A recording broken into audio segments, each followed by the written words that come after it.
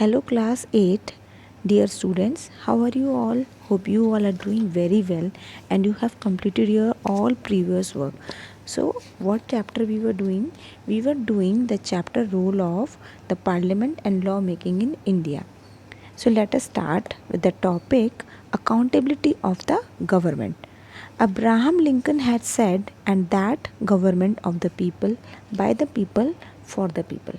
इसका मीन्स ये हुआ कि अब्राहम लिंकन जो कि यूएस के प्रेसिडेंट भी थे और एक बहुत बड़े लॉयर भी थे, उन्होंने कहा था लोगों की सरकार लोगों के द्वारा और लोगों के लिए ही चुनी जाएगी, जिसे अर्थ भी डिस्ट्रॉय नहीं कर सकती, यानी उसे अर्थ भी पेरिश नहीं कर सकती. This is the very essence of a democracy. A democratic government is chosen by the people from amongst themselves. जो डेमोक्रेटिक गवर्नमेंट होती है वो लोगों के थ्रू ही क्या होती है, चूज़ की जाती है, उन्हीं के बीच में से सरकार बनती है.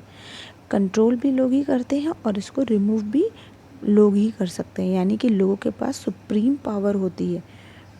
Public opinion through media act as a check on the functioning of the government. यानी जो मीडिया होती है वो पब्लिक ओपिनियन के थ्रू कीप ऑन चेकिंग कि गवर्नमेंट किस तरीके से अपने सारे काम कर रही है, किस तरीके से फंक्शन कर रही है. चलिए इस पर एक छोटा सा वीडियो देखते हैं, क्लिपिंग देख करके आते हैं और उसके बाद वापस हम एक टॉपिक स्टार्ट करते हैं. मैनपुरी ने अपना मुकद्दर तो मुलायम सिंह यादव के नाम लिख दिया, लेकिन शायद मुलायम सिंह यादव मैनपुरी के कभी नहीं हो पाए. अगर हुए होते तो सड़कों की यह हालत नहीं होती. अगर हुए होते तो शायद शिक्षा के क्षेत्र में कुछ अच्छा हुआ होता मैनपुरी का. समझना ये भी है कि आज भी ऐसा लगता है जैसे ये शहर किसी पुरानी सदी में कहीं पर अटका हुआ है. ऐसा क्यों है? वही समाजवादी पार्टी का गढ़ जहां से 3 बार मुख्यमंत्री के पद पर गए मुलायम सिंह यादव, क्या किया उन्होंने? मैनपुरी की जनता का बहुत बहुत स्वागत है हमारे आज के राष्ट्रीय लक्ष्य. तालियां हो जाए आप लोगों के लिए. बहुत बहुत शुक्रिया आपका हमारे साथ इस कार्यक्रम में शामिल होने के लिए. इस निवेदन के साथ कि आप लोग अपने सवाल शालीन तरीके से आज पूछिएगा. 4 खास मेहमान हमारे साथ अलग अलग पार्टियों से जुड़ गए. सबसे पहले आपका परिचय राजू यादव जी से करा देते हैं, समाजवादी पार्टी की तरफ से. तीखे सवालों का आपको आज सामना करना पड़ेगा विधायक जी, क्योंकि बहुत बहुत गंभीर और तीखे सवाल आ जाने वाले हैं जनता की तरफ से. अशोक चौहान जी भारतीय जनता पार्टी की तरफ से हमारे साथ है. संघमित्रा मौर्य जी जो कि बीएसपी से कैंडिडेट है, उम्मीदवार है, और स्वामी प्रसाद मौर्य की बेटी है, वो हमारे साथ है. कांग्रेस से गोपाल कुलश्रेष्ठ जी हमारे साथ है. आम आदमी पार्टी की तरफ से बाबा हरदेव, इनका स्वागत कर लीजिए तालियों से. उसके बाद तीखे सवालों की शुरुआत करेंगे. सबसे पहले विधायक जी आपके पास आते हुए, क्या आप लोग शर्मिंदा हैं कि मैनपुरी की क्या हालत है? क्या जिस शहर में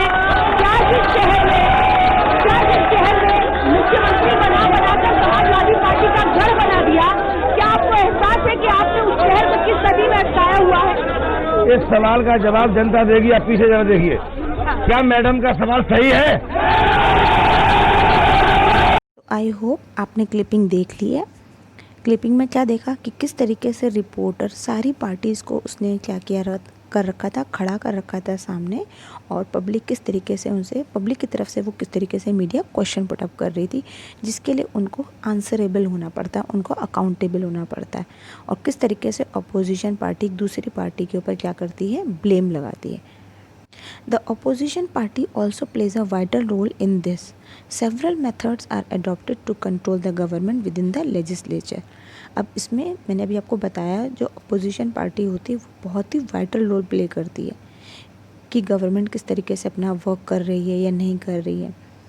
और इसके लिए पार्लियामेंट जो होती है कई सारे मेथड्स अडॉप्ट करती है कि किस तरीके से गवर्नमेंट को कंट्रोल किया जा सके with in the legislature. Legislature क्या होता है? Group of people who have the power to make and change laws. The parliament while in session begins with question hour.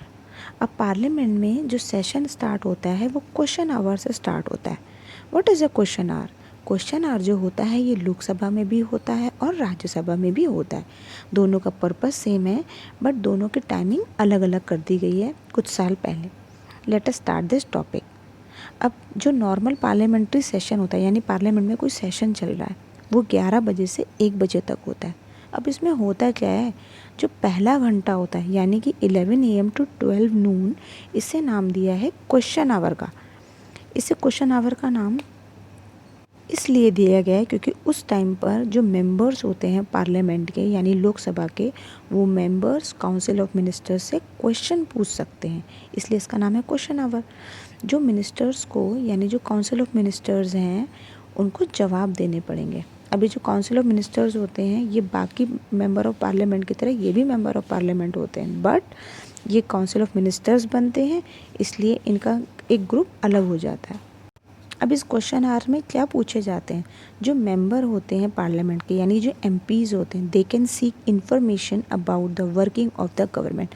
वो गवर्नमेंट से कई सारी इन्फॉर्मेशन क्या कर सकते हैं, सीख कर सकते हैं, यानी पूछ सकते हैं उनसे। किस वे में, बाय आस्किंग क्वेश्चंस। अब यहाँ पे 3 तरीके के क्वेश्चंस होते हैं, स्टार्ट क्वेश्चंस, अनस्टार्ट क्वेश्चन और शॉर्ट क्वेश्चन। ये फ़िलहाल आपके सिलेबस में नहीं है तो हम ये नहीं पढ़ेंगे, हम सिर्फ इसको ब्रीफ में पढ़ने वाले हैं। अभी जो क्वेश्चंस होते हैं, जब भी अपोजिशन पार्टी या कोई भी मेंबर ऑफ पार्लियामेंट पूछता है तो ये एक्चुअली में इसलिए पूछे जाते हैं जिससे गवर्नमेंट को अलर्ट कर सके उसकी शॉर्टकमिंग्स को लेकर के। सपोज़ करो वो कोई भी प्लान लेकर आई है, वो कोई पॉलिसीज़ लाई है ना, और वो प्रॉपरली वर्क नहीं कर रहे हैं तो वो उसको अलर्ट करती है। दूसरा, पब्लिक ओपिनियन के थ्रू जो वहाँ पे बैठे रिप्रेजेंटेटिव्स हैं पार्लियामेंट में, जिन्हें हम एमपीज़ कहते हैं, वो उनको क्या दिखाती है, उनको पब्लिक ओपिनियन यानी पब्लिक की राय बताती है कि पब्लिक क्या सोच रही है इस नई गवर्नमेंट के बारे में। This is how the parliament controls the executive. इस वे में पार्लियामेंट क्या करती है, एग्जीक्यूटिव को कंट्रोल करती है।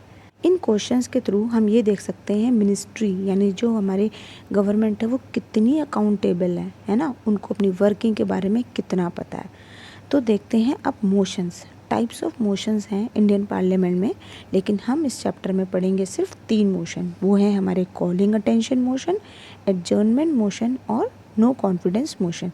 तो स्टार्ट करते हैं पहले टॉपिक से जिसका नाम है नो कॉलिंग अटेंशन मोशन। लेकिन उससे पहले हम ये जान लेते हैं ये मोशंस क्या होते हैं, कौन लेकर आता है और क्यों लाता है। मोशन एक प्रपोजल होता है, प्रपोजल ओपिनियन भी हो सकता है, मीन्स अपनी राय देना। मोशंस के थ्रू मेंबर जो होते हैं ये अपने थॉट्स को डिस्कस करते हैं। अगर पब्लिक रिलेटेड कोई भी इशू है तो उसे पार्लियामेंट में डिस्कस करते हैं। अगर कोई भी पॉलिसी काम नहीं कर रही है उसे डिस्कस किया जाता है। तो आइए देखते हैं कॉलिंग अटेंशन मोशन। ये मोशन मेंबर ऑफ पार्लियामेंट यानी एमपीज़ के थ्रू आता है, so that to focus ministers focus on a matter of grave national concern. ये एमपीज़ इसलिए लेकर आते हैं ताकि मिनिस्टर्स का फोकस यानी काउंसिल ऑफ मिनिस्टर्स का फोकस किस मैटर पर डाला जा सके, ग्रेव नेशनल कंसर्न। ग्रेव का मतलब होता है वो इश्यूज़ जो बहुत ही सीरियस और इम्पॉर्टेंट है और हमारी कंट्री को लेकर के, जैसे सपोज़ करिए महंगाई बढ़ जाना, पेट्रोल के प्राइजेस इंक्रीज़ हो जाना, इस तरीके से ये टॉपिक बहुत मेजर होते हैं। तो इस तरीके के टॉपिक्स पर क्या किया जा सकता है, उनका फोकस डाला जा सकता है। और इसे ये एक इंडियन इनोवेशन है, 1954 में इसको इनोवेट किया गया था। ये हमने कहीं और से बोरो नहीं किया है। और मिनिस्टर्स को यहाँ पे क्या करना होता है, रिस्पॉन्ड करना होता है इस मैटर पर। नेक्स्ट है हमारा एडजर्नमेंट मोशन। ये मोशन को पास करने की पावर सिर्फ लोकसभा के पास होती है क्योंकि ये गवर्नमेंट के अगेंस्ट होता है और हमारी गवर्नमेंट लोकसभा में ही बनती है। इसलिए इस मोशन को हम कहाँ इंट्रोड्यूस कर सकते हैं, सिर्फ लोकसभा में इंट्रोड्यूस कर सकते हैं, राज्यसभा में नहीं।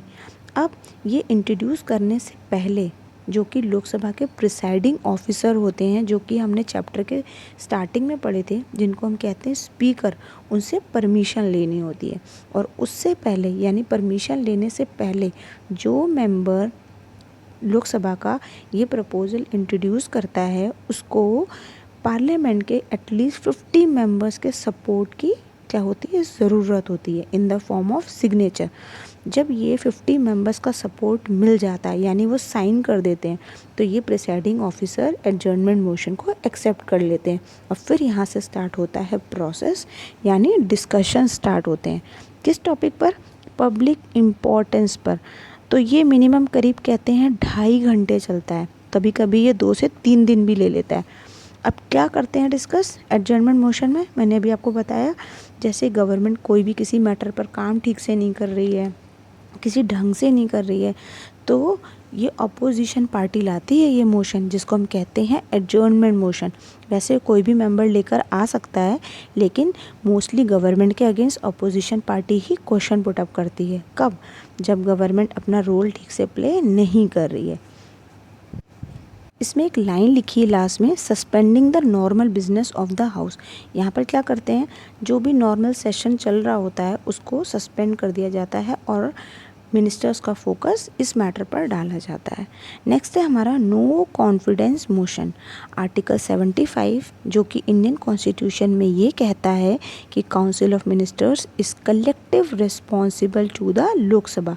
इसका मतलब ये हुआ, ministry stage in office so long as it enjoys confidence of the majority of the members of the Lok Sabha.